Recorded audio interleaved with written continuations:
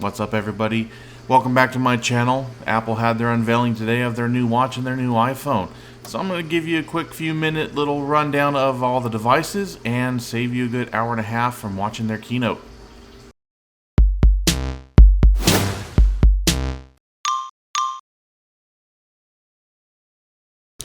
Alright, so starting with the Apple Watch SE model, they're coming with two variants, the GPS and cellular, which is running in at $299, and then just the GPS model, which is $249. The SE model comes in 44 and 40 millimeter sizes, and it does not have the IP6X dust rating that the other two models have. This unit does not have the always-on Retina display. It just has a Retina display. It does support water resistant up to 50 meters, and it does not have the blood oxygen app or the ECG app that the other two devices have. It does not have the temperature sensing option that the other two watches have, and it does not have the siren that the Ultra model has for the SOS emergency attention notification. The GPS that's built into this unit is just going to be a standard GPS model. It is not the dual frequency model that the Ultra unit has. Another difference is this unit is only going to have up to 18 hours of battery life. Again, this one's just going to have a Retina display. The display is going to be 368 by 448 pixels. The casing is going to be aluminum and will come in three colors, which will be the Midnight, Starlight, and the Silver. Next, we have the Series 8 model. Again, this will have two variants, the GPS and the cellular, which will start at $499. There's also the standard GPS model, which will be starting at $399. This unit will come in 45 millimeters or 41 millimeters, and the display will be edge to edge. It will also be certified with the IP6X dust rating. It will have an always-on Retina display and a brightness up to 1000 nits. It does have the water resistant up to 50 meters. This unit does have the blood oxygen app as well as the ECG app, and it does also have the temperature sensing model that the SE model did not. This unit does have the emergency SOS system built into it, but it does not have the siren that the Ultra model is going to have. Again, the GPS that's going to be built into this unit will be the standard GPS. It does not have the dual frequency that the Ultra has. This unit will support up to 36 hours in low power mode, 18 hours otherwise, and it does also have fast charging support on it as well. Now, the always-on Retina display will be a 396 by 484 pixel, and this one will be an aluminum and stainless steel housing. This one will come in multiple colors, so if you go with the aluminum housing, it's going to have a Midnight, Starlight, Silver, or a red color. If you go with the stainless steel, you're going to have a graphite, silver, or gold. Alright, now for the Ultra model, this one's only going to come in one variant. It's going to be the GPS and the cellular, starting at $799. The size on this one is going to be 49 millimeters only, and it will have the dust rating. And this unit does have the customizable action button. This button is just something that can be pre-programmed to allow you to do multiple things on the watch, open up different apps, check settings, things like that. It's a nice feature to have on this watch that the other two units do not. This one will have the always-on Retina display. This one will have a higher nit compared to the Series 8. This one will have up to 2000 nits of brightness. Another addition to this one is it will allow you to do up to 100 meters of water resistant compared to the 50 from the other two units. This one will have a depth gauge, water and temperature system as well as an Oceanic Plus app, which is used for divers. This unit does have the temperature sensing as well as the emergency SOS built into this watch.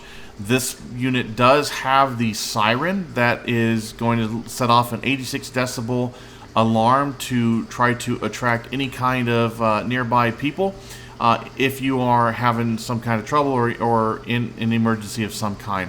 Now, the audible sound coming from this watch is supposed to be able to be heard up to 600 feet. The GPS on this unit is going to be the dual frequency GPS, which the other two do not have. This watch has 36 hours of battery life under normal usage, or 60 if you put it in low power, and does support the fast charge as well. The Retina display on this one is going to be a 410 by 502 pixel, and the shell is only going to come in as a titanium, and it's going to have that titanium look to it, the natural silver to it. You won't be able to get it in any other colors. But those are a quick overview of the 3 watches they have. Now let's get into the iPhone. Alright, so let's get into the iPhone 14. Now, I'm not going to go into any details with the 14 and the 14 Plus because the differences between those and the iPhone 13 are so minimal, it's not really worth discussing. And quite frankly, if you already have a 13, it's not really worth the price to update because, again, the differences between the 2 models are so small, it's just not worth it, at least in my opinion. Now, the 14 Pro and the 14 Pro Max, that's where things start getting interesting. They come in this, the same 6.1, 6.7 inch screen as the iPhone 13s did. However, they have an always-on display now. And one thing I like is the dynamic island that they have introduced in both of these models. This is probably the feature that I am most interested in with the phones. I really like how they integrated this into the software to basically hide the old notch. Now, technically it's not a notch here, but I like how they actually integrated it into the software and made it part of the phone overall. The other difference between the iPhone 14 and the other models is these units do have the emergency SOS that runs off the satellite directly. And they also do have the crash detection that was mentioned in the watches as well. The other difference with this unit is the camera itself. The new 48 megapixel camera is a pretty nice change to this phone. It is using a quad pixel sensor. Now, this is not something new to an iPhone. This sensor has been out for a while and used in other phones. The way it works is you will have 4 pixels of the same color. And in the event that you have a low light image, it will combine those 4 pixels into one, giving you more area. The more area you have, the more light that's going to be able to come in, and it's going to give you 2 times improvement in low light photos. Ultimately, it's definitely a massive upgrade compared to their other models. Both the 14 Pro and the 14 Pro Max do have a 6x zoom, and that's an optical zoom. And that is the same kind of zoom that the iPhone 13 Pro Max had, so no change there. One change that is here from the 14 Pro and Pro Max over the 13 series is Apple has upgraded to the A16 Bionic chip. The reason for this is it is using a 4 nanometer chipset and is allowing them to use 20% less power overall, making it the most efficient and most powerful smartphone processor in the market. Even Samsung's closest chip doesn't even come close to the performance of the A16, which makes it great for the iPhone 14. So the Apple iPhone is also getting the SOS emergency signal built into it. This one actually will connect directly to a satellite with the push of a button. What'll happen is you'll get a display on the screen and it'll tell you to start moving your phone around while it tries to locate a satellite to send an emergency broadcast. Once it finds it, it sends a very weak signal and suddenly rescue is on its way. Here, just like the watch, Apple has integrated the crash detection into the phones as well. They have done so many tests with this feature just to make sure that they had it right for everybody. So it detects tons and tons of different types of crashes and the severity of it as well. There's sensors in the phone that can tell how bad the wreck was. And what will happen is you'll get a notification on the phone that you have to acknowledge. And if you don't acknowledge, the phone automatically contacts emergency services. The always-on display, something new to the iPhone 14 generation. What can I say about this besides the always-on display is amazing.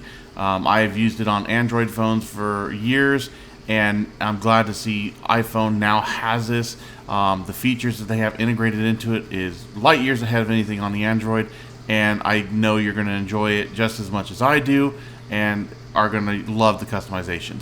The Pro Max and the Pro do come with 4 colors. They are going to come with deep purple, gold, silver, and space black. If you enjoyed this video, please hit that subscribe button. Please leave any comments that you have, and I will try to answer them as quickly as I can.